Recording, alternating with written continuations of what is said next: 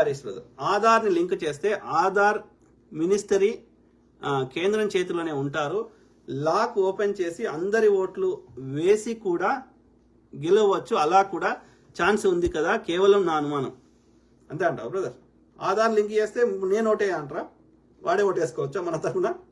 ఇక అట్లా చేస్తే ఎన్నికలే వద్దు. ఇక అది జెన్యున్గా ఎన్నికలు అయితేనే మన ఏం లాభం.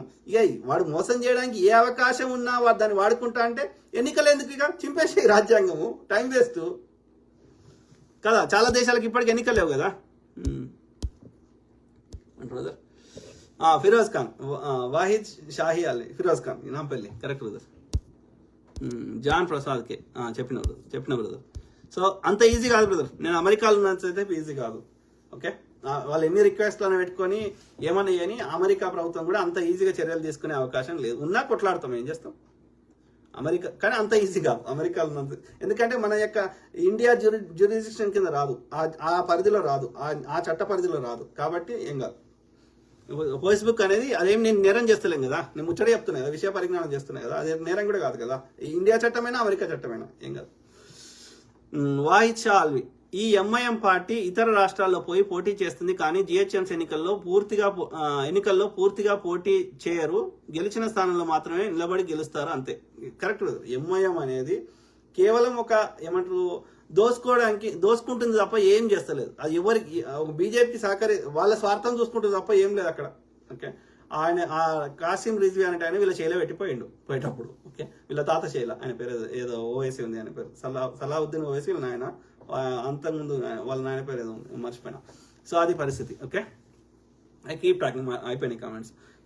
అది చట్టం గురించి అయితే చెప్పేకాడికి చెప్పినా కానీ డీప్గా బ్రిటిష్ వాడు ఎప్పుడు తెచ్చిండు, ఏ ఇయర్ తెచ్చిండు, ఎవరి మీద కేసులు వేసిండు చెప్పాలని చాలా ముచ్చటుంది. కానీ అంత యూజ్ అవుతుందా అనేది డౌట్. ఓకే, అంటే న్యాయశాస్త్రం చదివేటోళ్ళకు న్యాయవాదులకు యూజ్ అవుతుంది, కానీ సామాన్యులకు అంత లెవెల్లో ఆ చట్టం గురించి అవగాహన తెలుసుకొని చేసేది ఏం లేదు అనేది బేసిక్ ఐడియా ఉంటే చాలా అనేది నా అభిప్రాయం. ఓకే, ఎప్పుడు వచ్చింది, ఎవరు పెట్టిండ్రు, బ్రిటిష్ వాడు ఎందుకు తెచ్చిండు, దాని సారాంశం అయితే చెప్పినా కదా.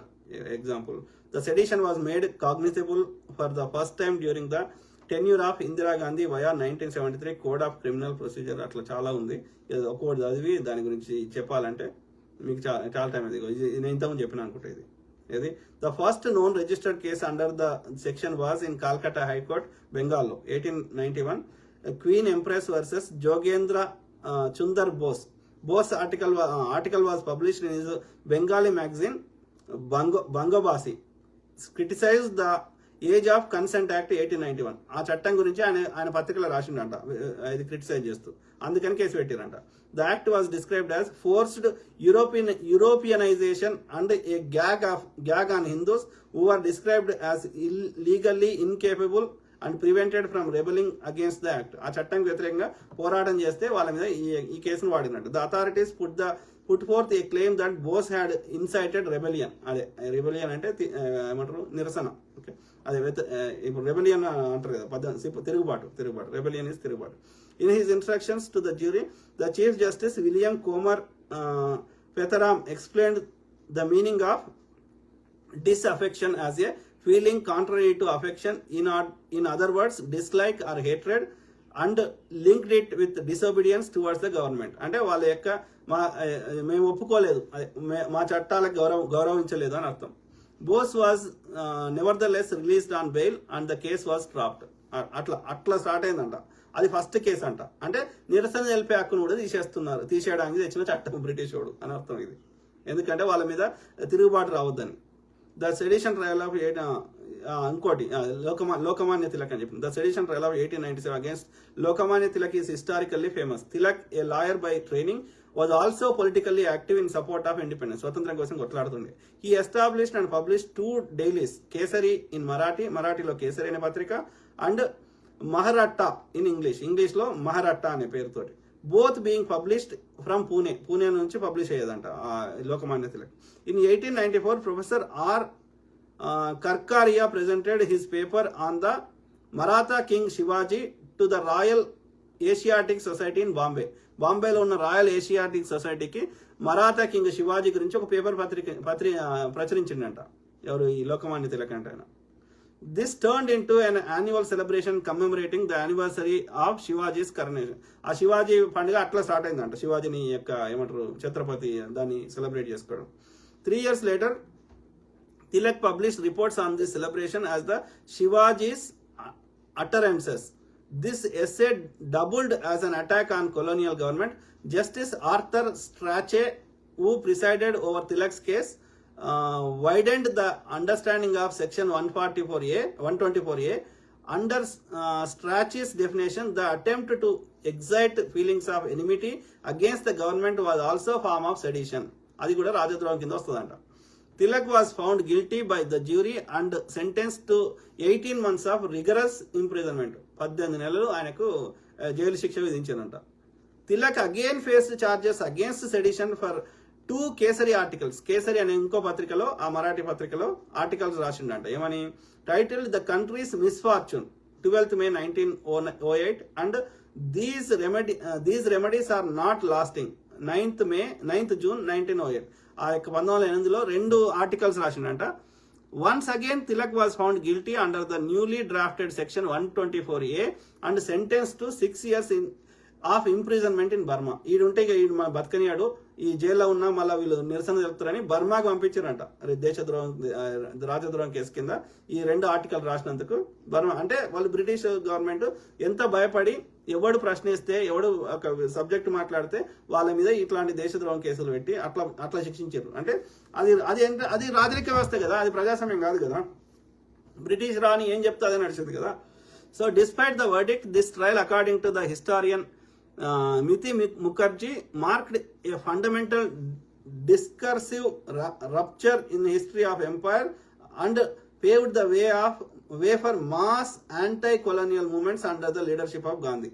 ఇట్లా చేయడం వల్ల, ఇట్లాంటి కేసులు పెట్టడం వల్ల గాంధీ గారి నాయకత్వంలో అనేకమైనటువంటి ఈ యొక్క ఏమంటారు ఇంకా ఎక్కువ పోరాటాలు అయినాయంట. ఎందుకంటే ఎక్కువ సపరేట్ చేస్తే ఎక్కువ పోరాటాలు అవుతాయి. Okay. In 1922, Mahatma Gandhi's 3 articles for Young India resulted into his and Shankar Lal Banker's imprisonment under the Sedition Act. Gandhi గారిని అట్లనే శంకర్ లాల్ అనే ఆయన కూడా ఆయన 3 ఆర్టికల్స్ ప్రచురించిండట యంగ్ ఇండియా అనే ఆయన పత్రికలో. అందుకని ఆయన మీద కూడా సెడిషన్ చట్టం చేసినట. While appearing in court, Gandhi referred to section 124A as the prince among the political sections of the Indian penal code designed to suppress the Liberty of the citizen. మా యొక్క స్వతంత్రాన్ని తీసేయడానికి ఇది తెచ్చిన దరిద్ర చట్టం అని చెప్తున్నాడు.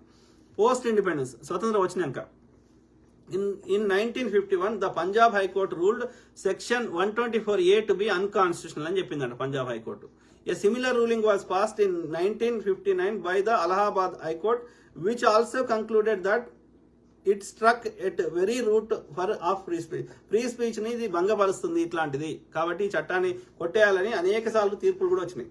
The government of India appealed to supreme court of India which is in 1962 ruled that speeches against the government or political parties were not illegal while upholding it as the applicable to separatism by persuasion or force. This pronouncement had the effect of diluting the law. 1962లో. Okay, అర్థమైందా? So అంటే అప్పుడు supreme court ఇది తప్పు కాదు ప్రభుత్వాన్ని ప్రశ్నిస్తే కానీ, కాకపోతే దేశం నుంచి విడిపోతాం అంటే అట్లాంటి ఏమన్నా అని అంటున్నాడు. During 21st century, various notable authors, creative professionals, activists and politicians have been charged with the sedition under section 124A. Cases include then Vishwa Hindu Parishad VHP General Secretary Praveen Togadia 2003, Simranjit Singh Mann 2005, Binayak Sen 2007, author Arundhati Roy 2010, cartoonist Asim Trivedi 2012, student activist Rinshad Reera in 2019, climate activist Disha Ravi 2020. అర్థమైందా? కాకపోతే ఏమైతుందంటే ఇది చట్టము చాలా strict ఉండే వరకు ఇది 3 years imprisonment or life imprisonment, no bail and fine. No bail అనే కాన్సెప్ట్ ని ఉంది కాబట్టి విచారణ రాకుండా చేసేసి ఆ యొక్క ఈ జైల్లో పెట్టేసి దాన్ని ఏమంటారు కన్విక్ట్ అయ్యేదాకా వాడు నేరంగా అక్యూజ్ ఇస్ నాట్ ఏమంటారు క్రిమినల్. అక్యూజ్డ్ ఈజ్ అక్యూజ్డ్, నేరం ఆరోపించబడింది అంతే. నేరం నిరూపించదగ్గ తర్వాత క్రిమినల్ కన్విక్టెడ్. ఓకే, కాబట్టి నువ్వు కన్విక్ట్ అయ్యే టైం దాకా ఏం చేస్తున్నావు? నువ్వు లోపల పెడుతున్నావు. ఎందుకు పెడుతున్నావు? బయట ఉంటే ఇతను మళ్ళా గొడవలు చేస్తాడని. కానీ నువ్వు అట్లా శిక్షించద్దు. అది కూడా టైప్ ఆఫ్ శిక్షనే కదా. నువ్వు జైల్లో పెడుతున్నావు అంటే అది తప్పు. అది కరెక్ట్ కాదు. అది అంటే ఎందుకు పెడుతున్నారు? ఈ రిమాండ్లు ఎందుకు పెడుతున్నారు? ఎందుకంటే ఇది పెద్ద కేసులో పెడతారు, చిన్న వాటిలకు బెయిల్ ఇస్తారు. అంటే ఇది బయట ఉంటే ఇంకా అది అతను ఏమేం చేస్తుండో అవి మళ్ళీ కంటిన్యూ చేస్తాడేమో అని అక్యూజ్డ్ అయినా సరే. అంటే దాన్ని మిస్యూజ్ చేస్తే చట్టాన్ని మిస్యూజ్ చేసే అవకాశం ఎక్కువ ఉంది. ఇప్పుడు మంచి వ్యక్తి మీద పెట్టినారు అనుకో, మరి అంటే అదే అక్కడ వచ్చిన సమస్య ఏంటంటే దాన్ని ఎట్లా చెప్తావు? ఒక ఆర్టికల్ రాస్తే ఎవరిని శిక్షించినప్పుడు, ఎవరికి ఆయుధం పట్టుకొని ఎవరికి హాని చేయనప్పుడు కేవలం మాట్లాడితే అది ఎట్లా నేరం అవుతుందో, అది ఎవడు పెట్టిండు, ఆ చట్టం ఎందుకు పెట్టిండు, అది పిచ్చినాకుడు పెట్టిండు. కానీ అసలు అది తప్పు అంటున్నా. అది మాట్లాడే స్వేచ్ఛను తీసే హక్కు లేదు. వాడు ఏం రాసినా సరే తప్పు కాదు. మాట్లాడినంత మాత్రాన వాడికి ఇప్పుడు నేను వాడికి నచ్చంది కాఫీ తాగురా అంటే తాగుతాడు, వాడికి నచ్చకపోతే నో అది కరెక్ట్ గా. ఆ స్వేచ్ఛను తీసేసి హక్కు లేదు. ఆ చట్టమే తప్పు. అది పెట్టిన కేవలం ప్రజల్ని కంట్రోల్ చేయడానికి బ్రిటిష్ వాడు తెచ్చిన చట్టం తప్ప ఆ చట్టంలో 1% మీనింగ్ లేదు. కాబట్టి ఆ చట్టాన్ని ఇమ్మీడియట్ గా ఎత్తేయాలి. అర్థమైందా? సింపుల్. భావ స్వేచ్ఛను తీసేసి హక్కు ఎక్కడిది? నా అభిప్రాయం నేను చెప్తాను, నీకు నచ్చకపోతే దానికి కౌంటర్గా నువ్వు అభిప్రాయం చెప్పు. అంతేగాని నేను ముచ్చటనే చెప్పొద్దు అనడానికి వాడు నేను ఏదో చేయపోరా అని అంటే చేస్తాడా? అట్లా నేరం చేస్తే దానికి శిక్షలు లేవా? అట్లా చాలా ఉంది వ్యక్తులారా. ఇది in post independence India section 124 ఇది ఫస్ట్ అమెండ్మెంట్ చాలా ఉన్నది. అది ఎట్లా చేసిండ్రు, ఎన్ని ప్రొటెస్ట్లు అయినాయి, ఏమేమి రాజ్యాంగంలో ఏముంది, ఇంకా చదవాలంటే చాలా టైం పడుతుంది, మీకు కూడా బోర్ అవుతుంది. అర్థమైందా? దీనికి ఆల్టర్నేటివ్ గా the following laws in India address the same aspect covered by the sedition law, unlawful activities act, public safety act such as JKPSA, national security act. ఏదైనా సరే కానీ unless they hold a weapon and వేరే వాళ్ళకి ఏదైనా గాయం చేస్తేనో వేరే వాళ్ళకి ఏదైనా చేస్తే తప్ప.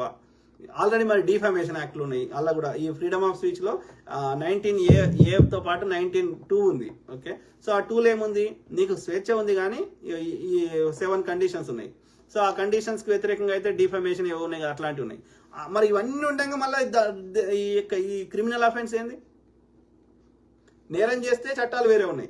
ఓకే, ఈ భావ స్వేచ్ఛలో కూడా 19A నీకు స్వేచ్ఛ ఇస్తుంది, 19(2) ఏమో నీకు రెస్ట్రిక్షన్స్ పెడుతుంది. నీ స్వేచ్ఛని దుర్వినియోగం చేయొద్దని ఆ 19(2)లో 7 సెక్షన్స్ ఉన్నాయి. అందులో డిఫమేషన్ కూడా ఒకటి ఉంది. ఓకే, దానికి శిక్షలు ఉన్నాయి. ఇవన్నీ ఉండంగా నేరానికి శిక్షలు ఉండి, ఈ స్వేచ్ఛకు సంబంధించిన శిక్షలు ఉన్నాక, రిస్ట్రిక్షన్స్ తో కూడిన శిక్షలు ఉన్నాక మళ్ళీ ఈ రాజద్రోహం ఏంది, క్రిమినల్ అఫెన్స్ ఏంది? ఎత్తేయాలి. అందుకే అంటున్నా ఈ చట్టము దుర్మార్గంగా వాడి స్వార్థం కోసం పెట్టుకున్నాడు బ్రిటిష్ వాడు, మన దేశ ప్రజలను కంట్రోల్ చేయడానికి. కానీ ఇప్పుడు మన గవర్నమెంట్ ఉంది కదా, బ్రిటిష్ గవర్నమెంట్ లేదు కదా. ఆ చట్టం తెచ్చిన బ్రిటిష్ ప్రభుత్వమే ఎత్తేసింది 2009లో 10లో. మనం ఇంకా ఎందుకు చేస్తున్నాం అంటే ఈ దేశ ప్రజల్ని ఇంకా మనము బ్రిటిష్ వాళ్ళ లెక్క వాళ్ళ స్వేచ్ఛను తీసేసి రాజ్యం వెళ్దామని ప్రయత్నం చేస్తున్నారని అర్థం. అది